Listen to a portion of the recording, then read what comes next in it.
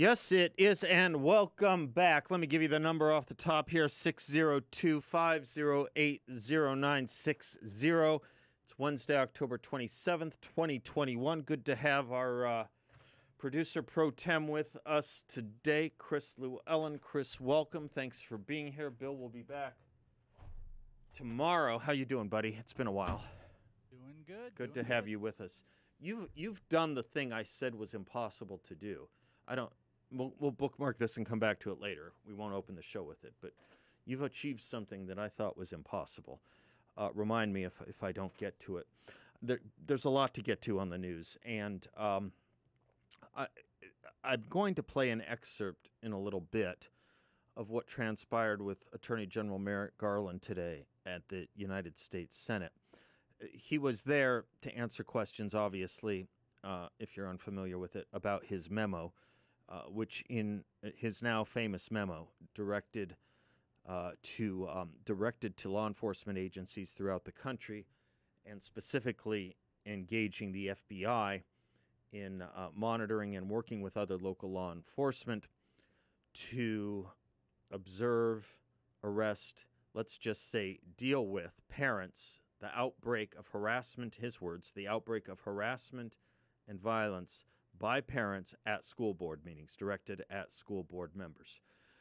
We'll get to all of this in just a moment, but before we get to it at the level of adults arguing with adults, I think it's important we take a step back to remember what this is all fundamentally about at the wholesale level. We're now dealing with it as a retail matter, rightly so, a retail matter of the Attorney General flexing the muscles of federal law against parents who are trying to defend their children at their school board meetings. But let's not forget the wholesale issue here.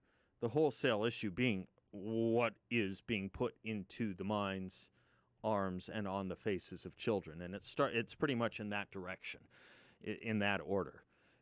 It's firstly about the children's minds and their brains and critical race theory, and secondarily these school board meetings that have turned into news stories. Secondarily, they have been about COVID mediation, masks and vaccines, mask mandate and vaccine mandates.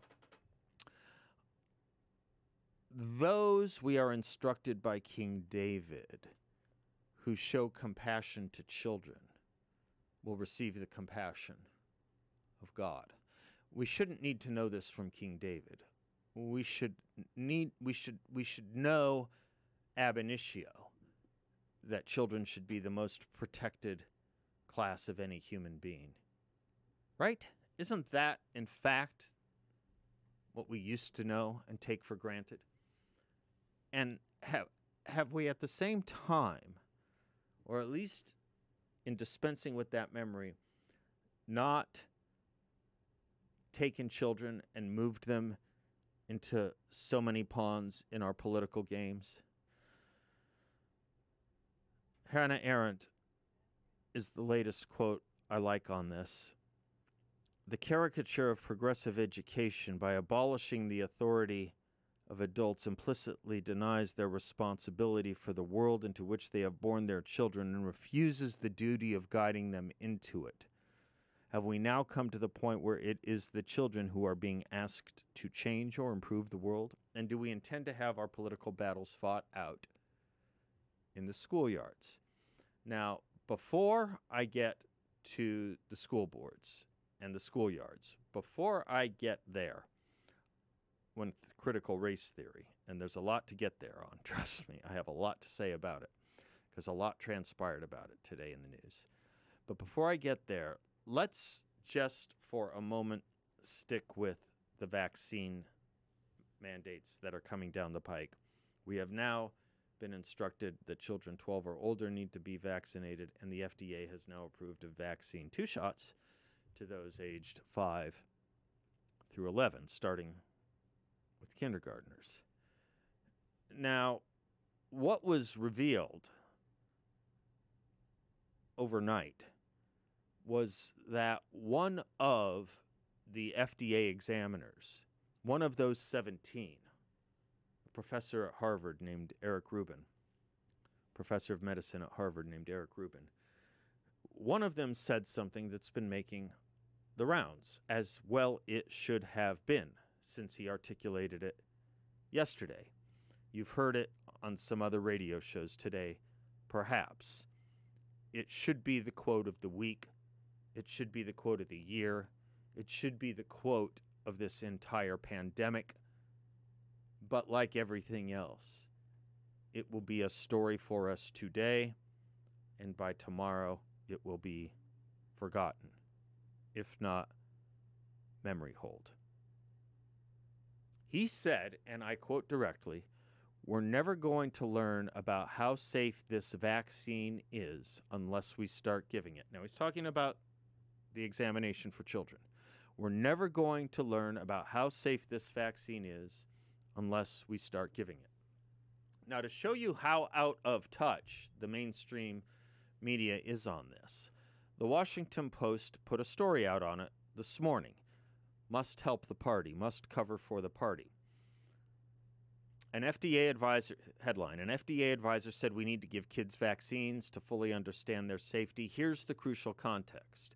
So the senior reporter at the Washington Post, Aaron Blake, says that quote, "We're never going to learn about how safe this vaccine is unless we start giving it," was taken out of context. And the greater context makes it far more understandable why he said that. So helpfully, this Washington Post writer, senior journalist, as his title tells us, gave us the fuller context. You tell me if it makes things better or worse. It shows you how clueless they are about our concerns. They're not listening to us. They are not listening to us. Here it is. He's quoting Eric Rubin from the transcript. He thinks this helps him. Quote, "This is a much tougher one, I think, than we had expected coming into it. The data show that this vaccine works and it's pretty safe. Pretty safe. And yet we're worried about a side effect that we can't measure yet, but it's probably real." We're worried about a side effect that we can't measure yet, but it's probably real. "It's a very sort of personal choice," he continues. "If I had a child who was a transplant recipient, I would really want to be able to use a vaccine. And there are certain kids who probably should be vaccinated. The question of how broadly to use, I think, is a substantial one. And I know it's not a question, and I know we're kind of punting this. Now we're punting. By the way, how many children do you know who've needed transplants that this would be included? Why?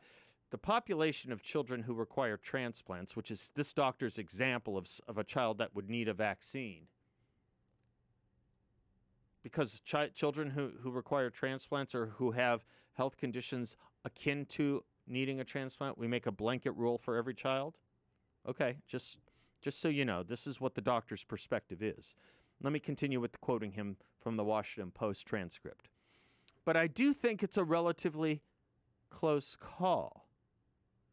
It's really going to be a question of what the prevailing conditions are, but we're never going to learn about how safe this vaccine is unless we start giving it. That's just the way it goes." What about that context is better? What about that context is better? None of it. None of it. Now, the question I heard other talk show hosts talking about this morning on this station and doing a really good job with, they were talking about vaccinating children and picking up on the theme, whether they were using my work or not, doesn't matter. Anyone can come to this conclusion. Picking up on the theme that children really aren't that at risk for COVID. They're just not. They're just not. 14 times the number of children commit suicide as have died from COVID in any given year.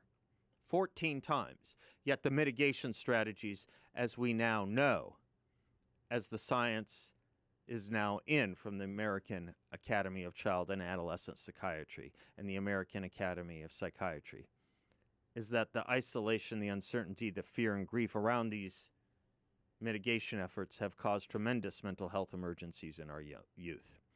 Okay? My point is this. Everyone was talking about the children really not needing the vaccine. And even this Dr. Eric Rubin says, maybe if they're a transplant patient, they would need one. So the question then becomes, well, as someone said to me, I get it, but isn't this about children passing it to adults? Isn't this about children passing it to adults? I want to talk about that when we come back, because the science on that is not very clear. Not very clear at all. In fact, there's science counter to it. But the morality of it, to me, couldn't be more pellucidly clear. A society that fears its children is a society that is truly mentally and emotionally sick. And I'll tell you about that when we come back.